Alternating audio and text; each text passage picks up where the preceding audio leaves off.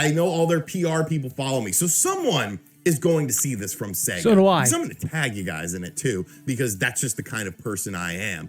And I feel like people will resonate with what I say. They will like what I say. And they will also have ideas of their own. So make sure you share this video around. Share it in your little Sega Facebook groups and all that stuff, because we together are going to fix Sega. I have short-term plans. I have long-term plans. This is something I've thought about for a very long time. So without any further ado, let's just jump into how we are going to save you and how, more importantly, I'm going to save you. So first and foremost, let's talk about the good stuff. Let's talk about the easy money, the quick money, because in my mind, easy money is the best money. And it's money that you could just make without having to do a lot of effort. And I see one thing right off the bat that just blows my mind. I don't understand why this hasn't been done yet. Yeah. Back on the Xbox 360, back on the PlayStation 3, why can't I just twitch my nose? A lot of digital games available from your catalog of games. You had games like Daytona USA, Virtua Fighter 2,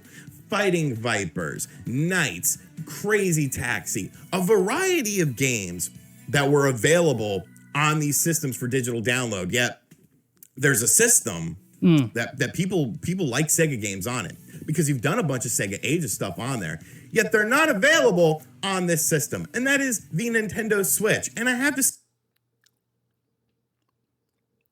see, these big YouTubers have no concept of business. They have no concept of reality.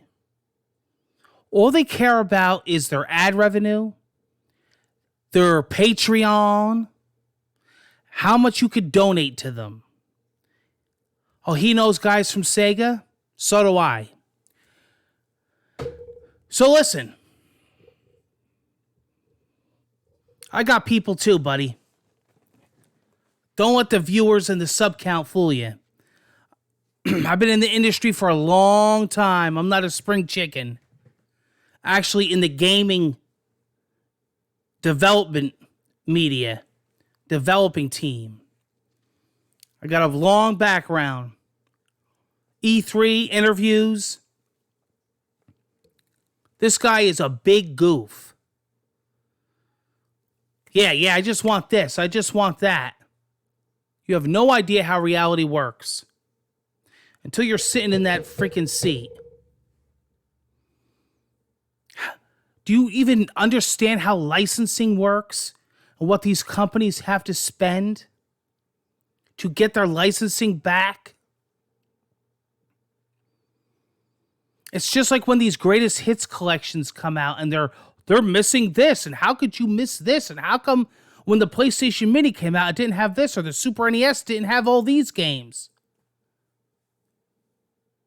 They have to pay for them. They have to get the licensing. And I listened to this video, and I listened to it a couple times because I'm always listening to him, and it's always baffling how more stupider and more moronic he gets. I just don't understand how these are the people, guys, that are eating up the algorithm on YouTube. For gamers, anyway. Normal people would laugh at them. This is why us as gamers are laughed at and not taken seriously, because of guys like him. We are laughed at from either a business standpoint or anything to be taken serious.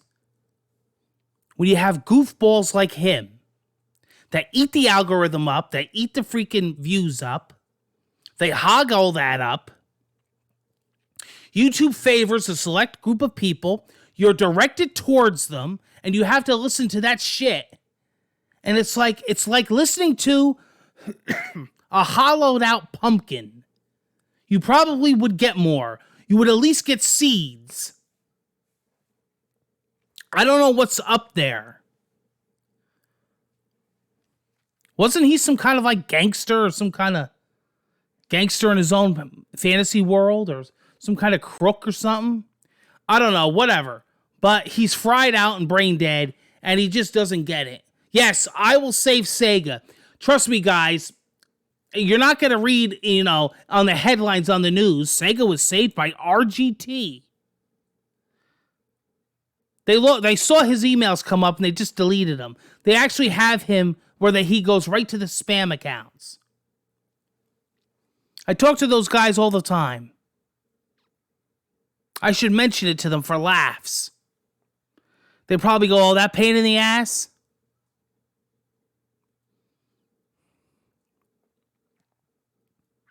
Unbelievable. These guys think they're like above everything because they're fixated on their sub count. They're fixated on their views, and that's all they just, they gravitate to only other bigger channels. And they have this like elitist group of people. But if you get every single one of them, Metal Jesus, 8-Bit Eric, well, he's not big in his own mind, Beat 'em Ups, Happy Console Gamer, Dreamcast Guy, they're all idiots. If you took all their brains, you wouldn't get diarrhea from a dog. E-Beggars and Moochers, guys. Catch you later. What a laugh. Oh, hold on. I got to come back. I'm not done with this guy yet. I got to point out, one thing this guy does good is I do have to give props where props are, credit where credit's due. This guy is unbelievable on making thumbnails of him taking a shit. This guy has some kind of obsession and some kind of fixation over feces. Like, watch this.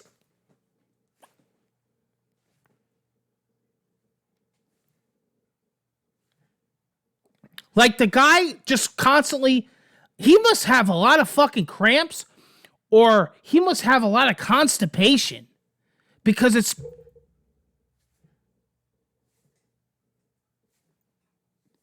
really disgusting.